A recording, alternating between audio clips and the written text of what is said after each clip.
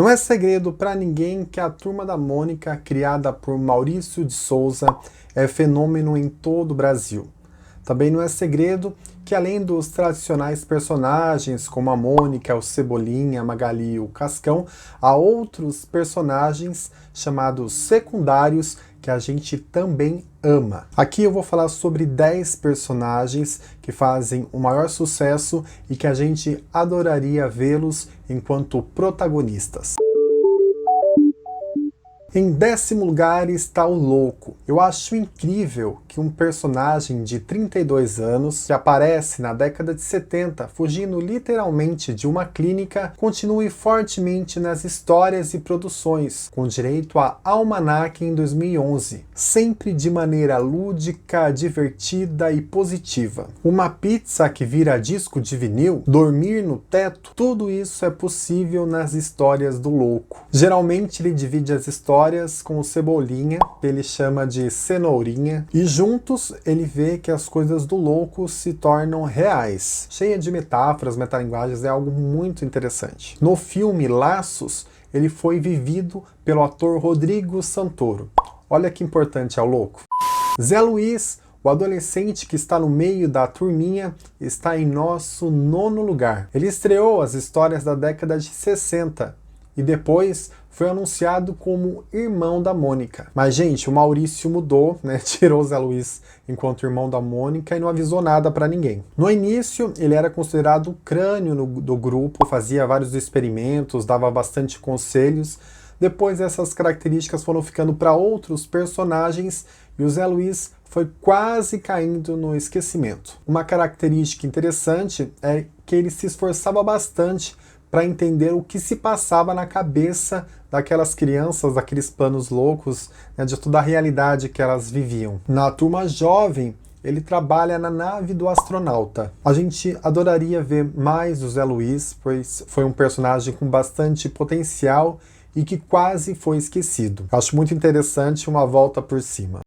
A 8ª posição vai para o Nimbus, que é inspirado no filho do Maurício, Mauro Souza. Ele é nipo-brasileiro e começou como uma criança que tem astrofobia, medo de trovões, e que por conta disso adquiriu uma curiosidade imensa de saber mais sobre meteorologia. Não é por acaso que o Cascão se tornou o melhor amigo dele, afinal o Cascão tem medo de água, né, que tem chuva, e o Nimbus também tem medo, né, de trovões, então foi uma parceria ali, se uniram pelo medo. O personagem é mega sensível e hoje em dia ele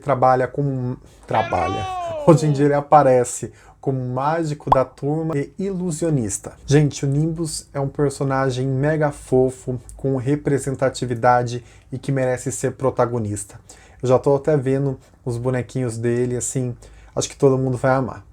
Por sua vez, a 7ª colocação é ele, o do Contra, que é irmão do Nimbus. Baseado no filho Maurício, ele é o personagem que quer fazer tudo diferente das pessoas. Se todos querem subir as escadas, ele quer descer. Se todo mundo quer usar branco, ele quer usar preto e por aí vai. E detalhe, a mãe dele é igualzinha a ele.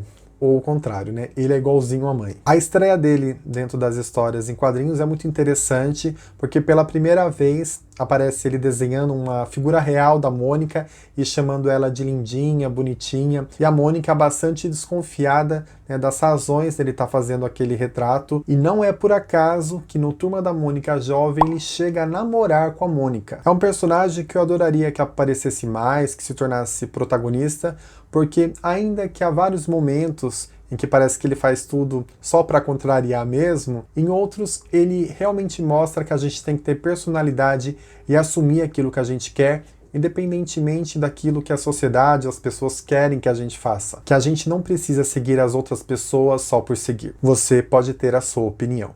Você iria gostar de um personagem mimado, ciumento, folgado, medroso, elegante e que se vê como alguém superior? E se esse personagem fosse o Mingau, o gato fofo da Magali? As histórias envolvendo ele, muitas delas dentro da casa da Magali, são hilárias. E dá pra ter um núcleo só do Mingau, viu? Isso porque ele tem uma namorada, a Aveia, que é do Quinzinho, outros 5 irmãos, amigos como o Bidu, Floquinho e vários inimigos como os outros animais da rua. Em quinto lugar está uma personagem que eu amava quando era criança e que eu vi poucas vezes na história, que é a Sereia do Rio. Dona de um canto lindo, ela apareceu no filme em que foi pescada por acaso pela Mônica e Cebolinha. Eles querem tirar proveito dela, levá-la para a televisão, ganhar dinheiro, mas ela chora e eles decidem deixá-la livre no rio. Em outra história, o Cascão se apaixona pela sereia e ela também se apaixona por ele. Mas daí eles vivem um problema. Ela não pode sair da água e o Cascão, como a gente sabe, odeia a água. Em determinado momento, o Cascão até cogita entrar na água, mas ali aparece a Maria Cascuda, a namorada dele, e estraga todo o romance entre os dois. Na Turma Jovem, ela inspirou uma outra personagem, em que ela leva os homens para debaixo da água, como um castigo por poluírem o rio onde ela mora. Em nossa quarta colocação está o Humberto, que é um personagem de 7 anos. Ele faz parte do clubinho do Cebolinha desde os anos 60. Ele é mudo, o primeiro personagem com deficiência das histórias. É amigo, gentil, tímido e a partir de 2006 ajudou a divulgar a Libras, Língua Brasileira de Sinais. Inicialmente ele era um personagem tapa-buraco, mas com o tempo ele começou a ter as suas próprias histórias. Na Turma da Mônica Jovem, ele aparece como o ciborgue silencioso. Eu adoraria ver mais sobre Humberto.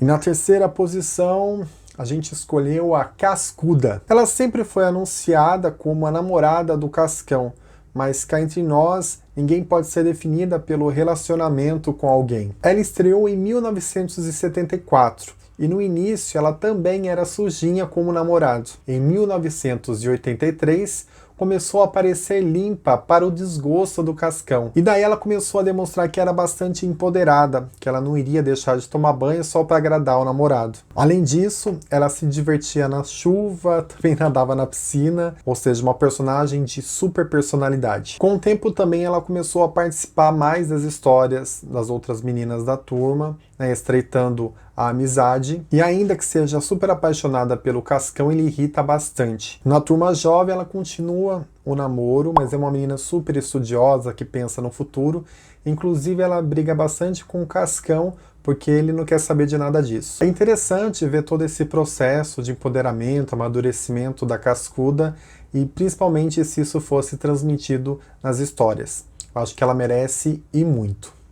Em segundo lugar, temos o Jeremias. É o primeiro personagem negro das histórias do Maurício de Souza, que surgiu em 1960. Um pouco mais velho, ele é amigo da turminha, companheiro, inteligente, perspicaz, jogador de futebol e cheio de personalidade que pode estimular positivamente os leitores. Muitas vezes esteve só como elenco de apoio, tapa-buraco, e merecia sim mais espaço nas histórias, inclusive tendo o núcleo familiar e as histórias aumentadas. Em 1987, a história do tataravô dele foi contada, Jeremim, um príncipe africano que teria contribuído para o fim do período de escravidão. Recentemente, ganhou uma graphic novel chamada Pele, que fala sobre racismo. Eu acredito que o Jeremias sempre deveria ter sido melhor abordado, né, com mais histórias. E neste momento que a gente fala sobre bastante representatividade, é muito importante